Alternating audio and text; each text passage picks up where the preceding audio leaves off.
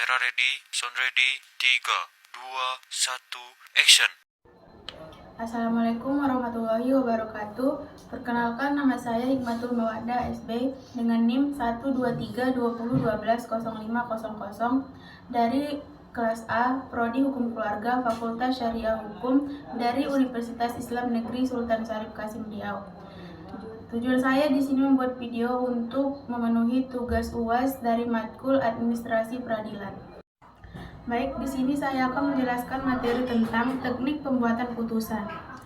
Putusan yang dimaksud adalah putusan hakim atau putusan pengadilan untuk menyelesaikan sengketa perdata, sehingga putusan tersebut dapat diterima oleh penggugat atau tergugat.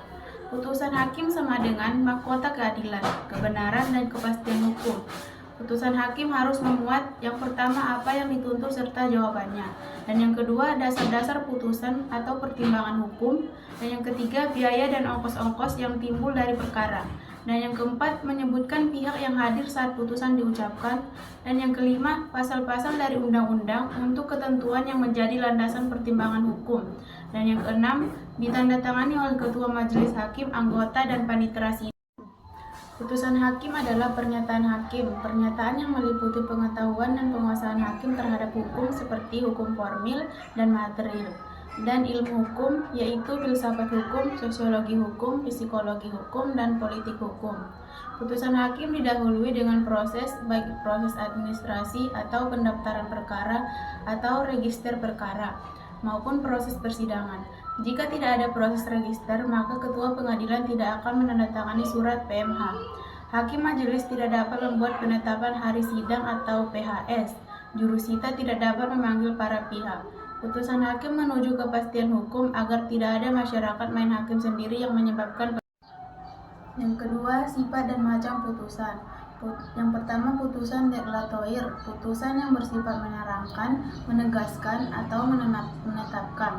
Misalnya menetapkan ahli waris, bisa juga bermakna putusan yang bersifat menolak gugatan atau menurut Sudikno Martokusumo.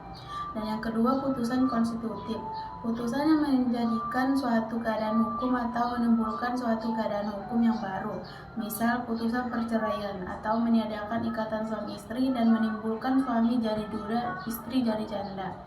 Yang ketiga, putusan kondemnatoir, penghukuman atau pembebanan kepada salah satu atau beberapa pihak, misal membayar sejumlah uang atau menyerahkan sebidang tanah.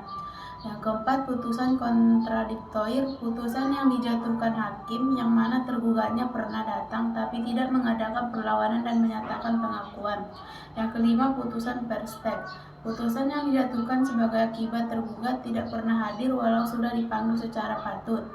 Yang keenam, putusan sela, putusan sementara bukan putusan akhir, misalnya memutuskan istri sementara pisah di rumah selama proses perceraian.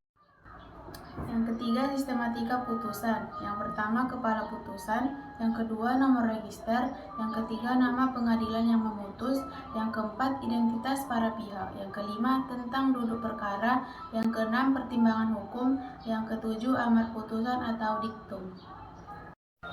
Demikian materi yang dapat saya sampaikan. Semoga bermanfaat bagi kita semua.